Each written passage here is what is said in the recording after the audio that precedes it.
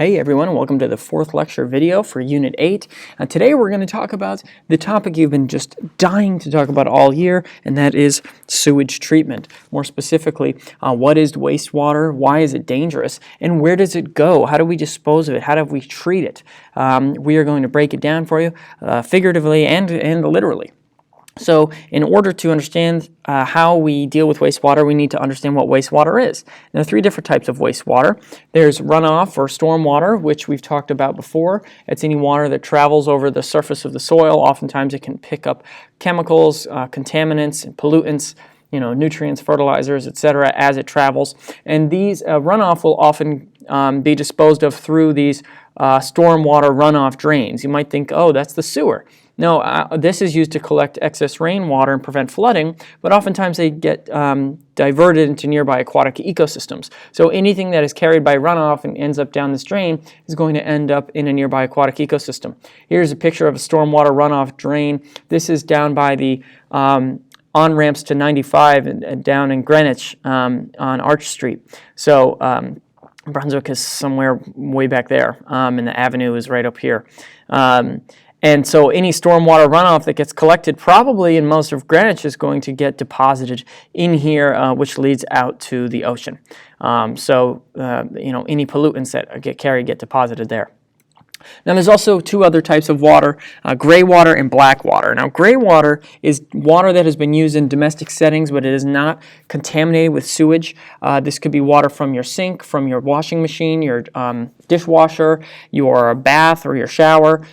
It's recyclable. You can use it, reuse it. You can use it to irrigate your garden or your farm or whatever. Whereas black water is water that has been contaminated with sewage or other nasty particles or nasty bacteria. And this has to be treated before it can be used. Wastewater is a problem because if you don't treat it, first of all, there are lots of chemical pollutants in there that we've already talked about, heavy metals like lead and mercury, cadmium, but other toxins. It can lead to thermal pollution, it can carry microplastics, it can lead to eutrophication, but it can also lead to a wide variety of diseases, which we will talk about in more detail in a little bit, but some that include that you've probably heard of: salmonella, E. coli, hepatitis, giardia, tapeworms, dysentery, cholera. All of these things can be caught from contaminated water. So what can we do about it? We need to treat the water. We need to remove contaminants from the wastewater before it is released or reused. And we can convert the effluent. Effluent is just the water that leaves the wastewater treatment plant. It can be reused, or it can actually be returned to the environment or the water cycle. And this can be done at the industrial scale, agricultural scale, or with sewage plants in like a municipal area. So, okay, I know you're probably screaming at your screen right now. Just tell me where my poop goes after I flush it. Well, it goes down the drain, goes through a pipe, and it ends up at a sewage treatment plant, which looks like this. They've got these big telltale sort of ponds or pools on top of them, or on top of the ground, I should say. And these sewage treatment plants will filter out all sorts of stuff, bacteria, sediment, organic material, fats and oils, large debris. Sometimes it will even filter out nutrients.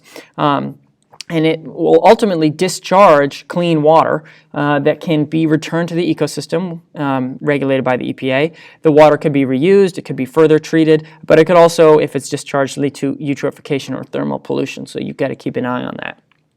And sewage treatment plants also produce sludge, which I will show you some pictures of in a little bit. Really cool stuff. This is the Grass Island wastewater treatment plant located in Greenwich, not far from that stormwater runoff discharge that I showed you. Is actually just over here. And Brunswick is over in this direction, northeast, as is the Ave. This is right downtown. You can walk to it from school. It's pretty cool. So there are three main steps to sewage treatment, and the names are very, very confusing, so just prep yourself. There's the first step, second step, third step, and they go by primary, secondary, tertiary. I know, who came up with these names? It doesn't make any sense.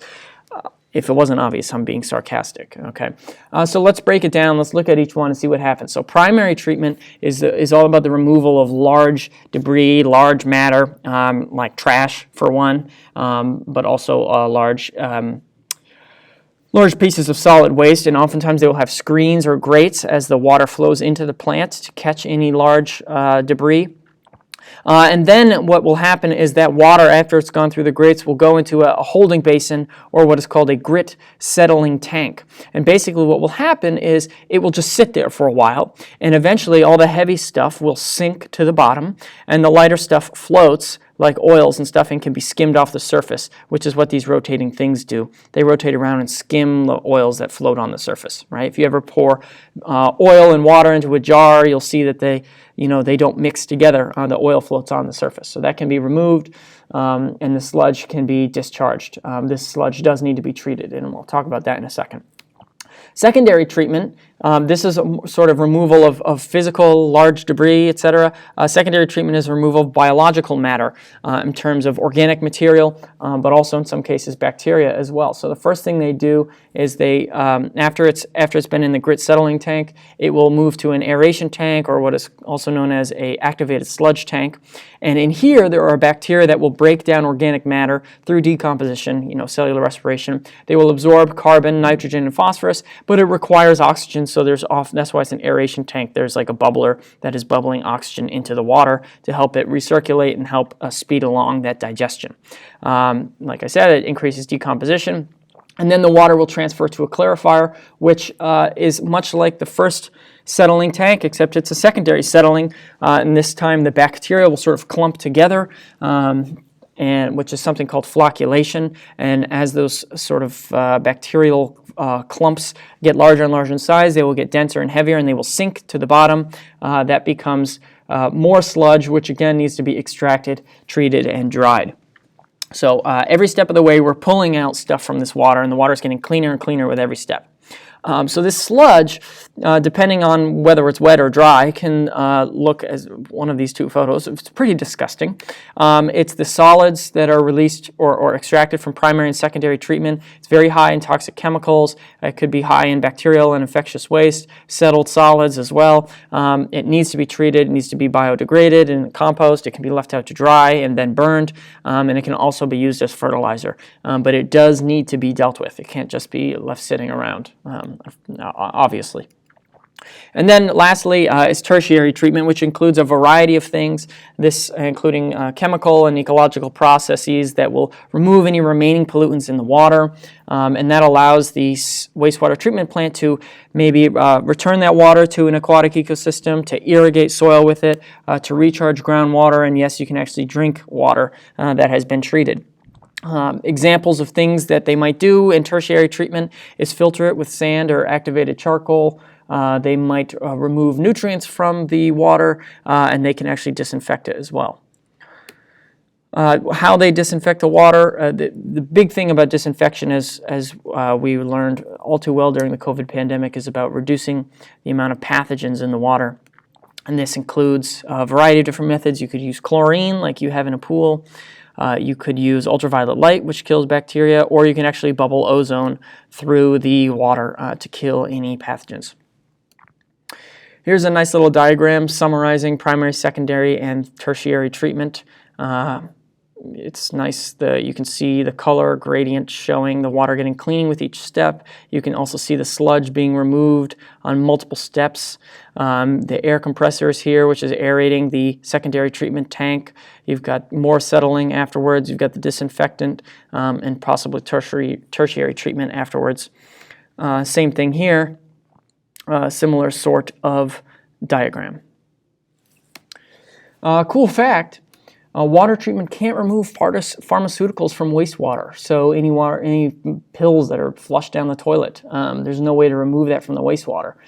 This includes personal care products as well as drugs and medicine, which can contain a variety of persistent organic pollutants and endocrine disruptors.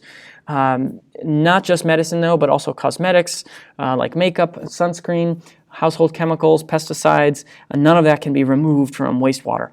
In a wastewater treatment plant, 20 million tons are produced annually, but the concentrations are extremely, extremely low. Not a lot is known about this yet. There's research being done in Germany and Switzerland, but there's no legislation on it in the U.S. and no regulations on it so far. Just that to keep in mind. Okay, so what happens when they've treated this water and they're discharging it? That's what we refer to as the effluent, water that is being discharged. It can be dumped back into waterways, it can be injected into groundwater, or it can be reclaimed, recycled, or reused. If they're going to dump it or inject it into an ecosystem that is heavily regulated by the EPA, the Clean Water Act actually issues permits to different wastewater treatment plants to discharge water. Basically, they set standards for wastewater and then distribute permits based on those standards. And depending on the situation, depending on the plant itself and where they're discharging it, it may require the water may require additional treatment, and these permits expire every 5 years, so they need to reapply. So it's a pretty well-regulated process. And the Safe Drinking Water Act regulates discharge to groundwater with a very similar permit-based system. And this water can actually be reclaimed or reused. It can be used in cooling towers, like in a nuclear power plant or a coal power plant. It can be used to help restore wetlands. It can be used to flush your toilets, irrigate your gardens and your farms. And in some cases, it can actually be used as fertilizer if there are nutrients in here. And you can actually drink it if it's been treated enough, which may seem crazy, but it's true. And it's a key component of managing our water in a sustainable way. Water is not an unlimited resource, and this is really important in arid and poor regions like California, but also in different places around the world where access to clean water isn't a given, right? Sanitation is a luxury. It's not something that everybody has equal access to. In low-income areas, developing countries lack the proper waste disposal and sanitation, and that can often lead to contaminated drinking water, which increases the spread of the various diseases I talked about at the start of the video. Globally, 80% of all discharged water goes untreated. Right? And if you look at this map, you can see that green countries have improved sanitation, very high sanitation, whereas yellow and brown countries, not so much. And it might be easy to be like, oh, well, the United States and parts of Europe have really great water treatment. Oh, and it's just these developing countries that have issues. But there are a lot of issues with wastewater treatment in the United States, unfortunately. For a great example, this is an article from The Guardian titled, "If White People Were Still Here, This Wouldn't Happen. The Majority Black Town is Flooded with Sewage." This is in Centerville, Illinois. This is currently going on. This article is very recent.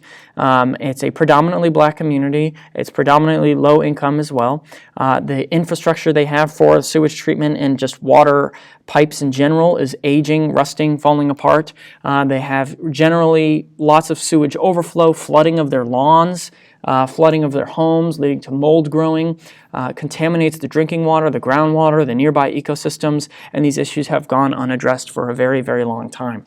Here's a quote from the article that is just really disappointing and disgusting, to say the least. Who wants everybody to know that your house smells, that your room is caving in? Who wants to tell people you have bugs? You want to be like everyone else, to sit on your porch. You don't want them to know that you want to vomit when you walk inside, right? Many of these homes in this community have been absolutely destroyed by this wastewater issue. And then there's another example of environmental injustice and environmental racism related to sewage in Uniontown, Alabama. It's got, amongst many other environmental justice issues, it's got an issue with its wastewater treatment. It doesn't really have a wastewater treatment system. It basically stores all its wastewater in this giant lagoon here, and it's supposed to sort of percolate into the soil. I'll show a video on it later in the unit, but this water is supposed to percolate into the soil and be filtered by the ecosystem, but it's mostly clay soil, so it doesn't percolate. And when it rains, the lagoons flood. It will contaminate the surface water, the groundwater, the soil, nearby ecosystems. And luckily, Uniontown has just gotten a $31 million grant to fix the problem. But this is actually the second grant they've got. The first grant they've got was a $5 million grant, and the engineering firm that was hired totally bungled up the process.